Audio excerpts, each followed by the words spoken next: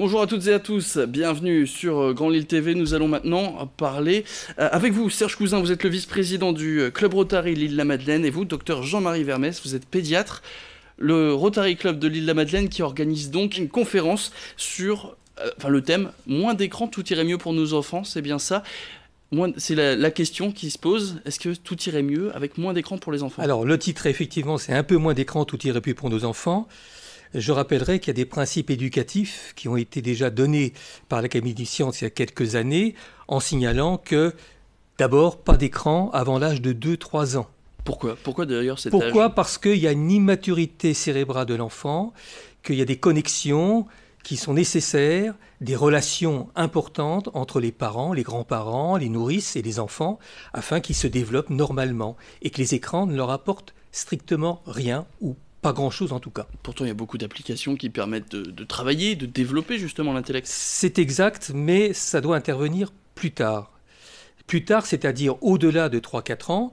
Et alors, dans ces conditions, il y a aussi un terme générique, qui n'est pas d'exposition passive et prolongée, y compris au-delà de 3 ans, un accompagnement permanent, bien sûr, des parents, des grands-parents et des nourrices, que ce soit la télévision, que ce soit une tablette, que ce soit n'importe quel type d'outil ou outil numérique, il est nécessaire d'avoir un accompagnement à côté de soi. Il faut savoir que même les adolescents qui sont friands des réseaux sociaux et tout ça, il est nécessaire d'imaginer que ces adolescents n'ont pas d'immaturité complète cérébrale et que là aussi, il faut les accompagner dans cette démarche. C'est quoi alors le problème? C'est ce qui se passe dans ces écrans? C'est la lumière rejetée par ces écrans? Alors, il y a pas mal de choses. Il y a un phénomène qu'on connaît peu, mais qu'on connaît aussi chez les adultes et les jeunes adolescents et les enfants, c'est le problème d'addiction. Et on s'est aperçu en particulier que dans le cerveau, il y avait une substance, ce qu'on appelle un neurotransmetteur, qui était sécrété, ce qu'on appelle l'hormone du plaisir, la dopamine, qui est sécrétée.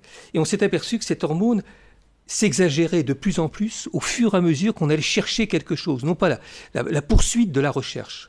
Et qu'il y avait donc une forme d'addiction. C'est la raison pour laquelle il faut donner un certain nombre de quotas et de règles de vie à l'enfant, l'adolescent ou au jeune adulte. On reviendra d'ailleurs sur ces règles juste avant. Serge Cousin, vous qui êtes donc vice-président du Rotary Club, qui organisait cette conférence, pourquoi avoir choisi ce thème?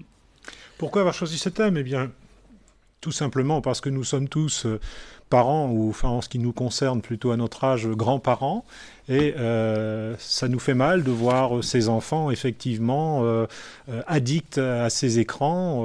Je citais au docteur Vermers encore en préambule avoir vu à l'aéroport de Léquin la semaine dernière des parents monter à bord d'un avion. L'enfant ne demandait rien, il découvrait effectivement l'avion, c'est un enfant de 12 à 13 mois, et on lui a mis la tutude dans la bouche et on lui a mis un écran devant les yeux, alors qu'il ne demandait rien, cet enfant, hein. Et donc fatalement son regard s'est porté sur ces écrans.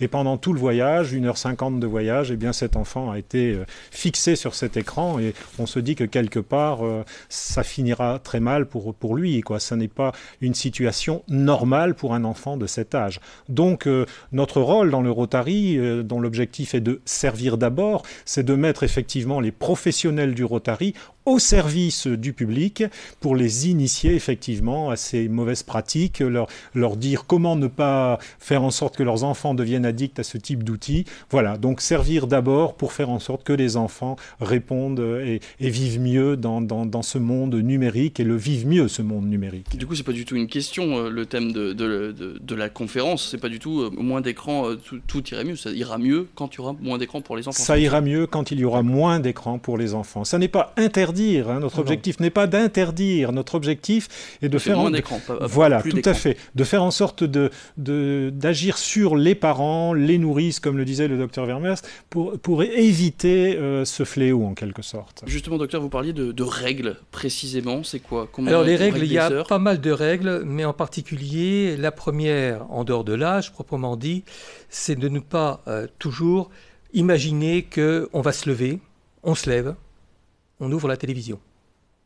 On donne le biberon à un bébé, on regarde la télévision en même temps. Ça va pas. C'est bien aussi, si vous regardez Grand Lille TV, c'est bien. Tout à fait. Voilà. Mais je préférerais que la maman enregistre et puisse regarder une fois que l'enfant est de nouveau couché. Bon.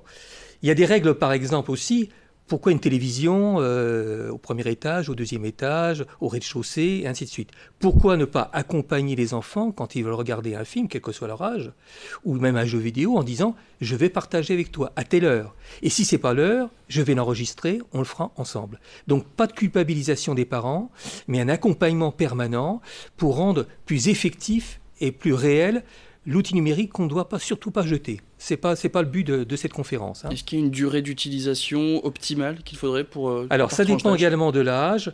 On dit quand les enfants sont tout petits, une vingtaine de minutes, pas plus. Tout petit, c'est-à-dire Tout petit, c'est-à-dire, on va dire entre 4 et 7 ans, par exemple. Je sais qu'il y a beaucoup de parents qui laissent souvent les enfants. Il y a quelques difficultés dans certains milieux, bien entendu, puisque quand on a 3-4 enfants et qu'on s'occupe de celui qu'on va aller à l'école ou des choses comme ça, on est obligé de lui dire pendant ce temps-là, tu regarderas telle ou telle émission.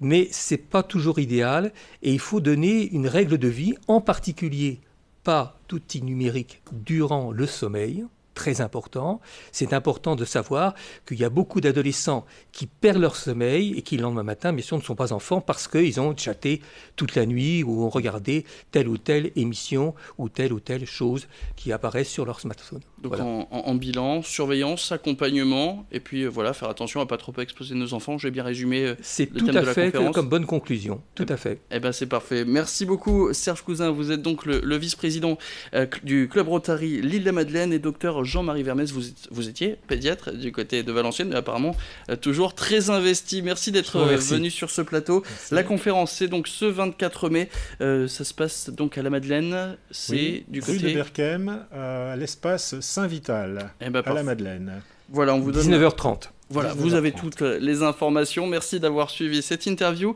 Restez avec nous, l'information continue.